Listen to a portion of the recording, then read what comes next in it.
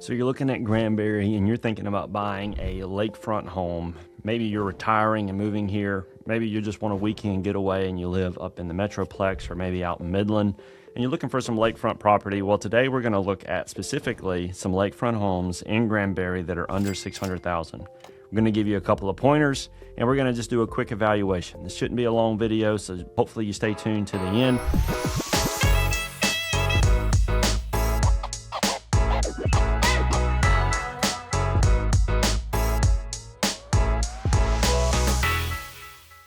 We're also going to highlight a restaurant that's moving across from town, one of our favorites, and we're going to give you some updates on that. So make sure you stay tuned to the end to hear more about it. If this is your first time to the channel, we really appreciate you tuning in to today's episode where we talk about some waterfront homes that are under $600,000. If you have any questions, have any interests, and would like to visit with us, we'd love to hear from you. Call, text, or email is great.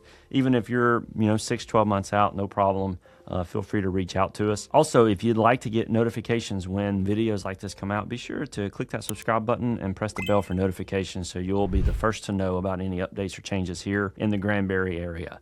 All right, so in Granbury, there's a lot of waterfront homes. There's different levels of waterfront homes. You've got riverfront, which is going to be no lake access, really no boat access, just the river. A lot of those in Pecan Plantation. Next, you've got canals, which is going to be these canal access homes. And then the third, you've got what we call cliffside, which is going to be up on a cliff. It might be main body, but it's going to be really high up on a cliff, and you got to go down 622,000 stairs to get there. Those have some of the most beautiful views you will ever see of a lake. They are beautiful.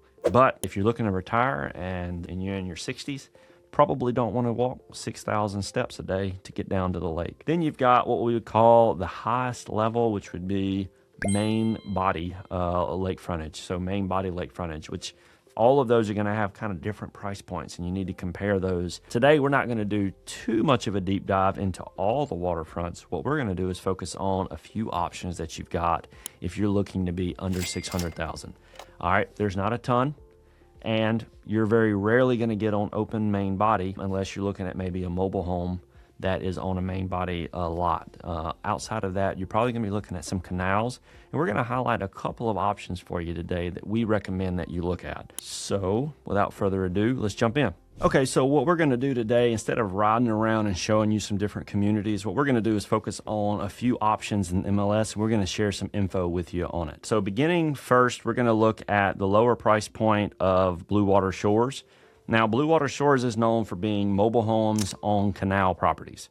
There are a few that will be on main body if they're the end of the canal where the canal opens up into the main body. But a lot of mobile homes out here, you can get these anywhere from $225 up to $350, and you will be on the water. So if we were to look at a few photos like this, you will see that it's probably going to be, this one's been interestingly updated. So this is actually pretty cool.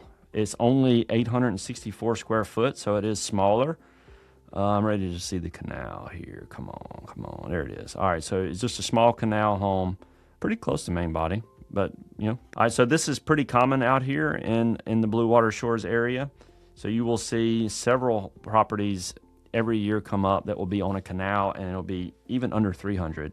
But it is a mobile home, and some people, just for different reasons, want to try to avoid those. And we can go over that more later if you have any questions about it. There's also a cool spot in Granbury where you actually are on a condo. Now, this isn't what I would say typical of what people are looking when they're looking for a lakefront home, but it gives you access to the lake, great views, and pretty nice amenities here. So we get a few calls every year of folks that are looking for a property out here in the lodge. And we can also show you, if looking at the price point, we're at $450 on this particular unit, 1280 square foot, and you get a nice view of the lake. Any interest on that, we can give you more information on the lodge. The two that I really wanted to spend a little time with you on is this one here in Indian Harbor. This property is 1,800 square foot, built in 1977. And as you can see, it is, I'd say, pretty dated. It's not bad condition by any stretch, but it is dated. You can see here you're on a canal, and You're in a gated community that has a boat ramp and a few amenities, not too much, nothing like pecan plantation or anything like that. And that gives you a feel for what this home is. They started at $549, they're down to $499, been on the market for 160 days. So this is a property that might be worth looking into if you're wanting to be under $500,000 and on a canal. So this is a neat property. Indian Harbor is going to be on the far side of Granbury. So if you're having to drive into the Metroplex, you're going to have to run through some of the traffic. So as a retirement option, if there's plans to go into the Metroplex pretty often, or even to like HEB, you might have a little bit of traffic issues that you're going to work with. As a matter of fact, we'll pull this up on a map so you can see where it is located. All right, so if you are living here, one of the main pain points for traffic, you would drive out here, is this little spot right here is pretty bad for traffic. And then the traffic can get pretty rough about right here. These are the two traffic jams in Granbury. So if it's like 12 o'clock for lunch break, 7:30 in the morning, people going for work, school, or 3:30 school letting out all the way to about 5:36 with work and everything getting out. This is the area that gets congested every day, basically. A little open during the weekends, but during the work week, this is the areas that tend to get congested. If you're not driving a lot and you don't have to drive during those specific hours, living here is not going to be much of an issue. But if you're having to go over here every day for work, this is going to get to be brutal for you. So that's one thing to note. Another property that we want to highlight is this one, Granada Call in Laguna Tres. Now, Laguna Tres is a very nice neighborhood. I'm going to show you where it's located here on the map, and then I'm going to show you some photos of it. So I'm really excited to show you this particular property, and there will be a couple like this that do come up.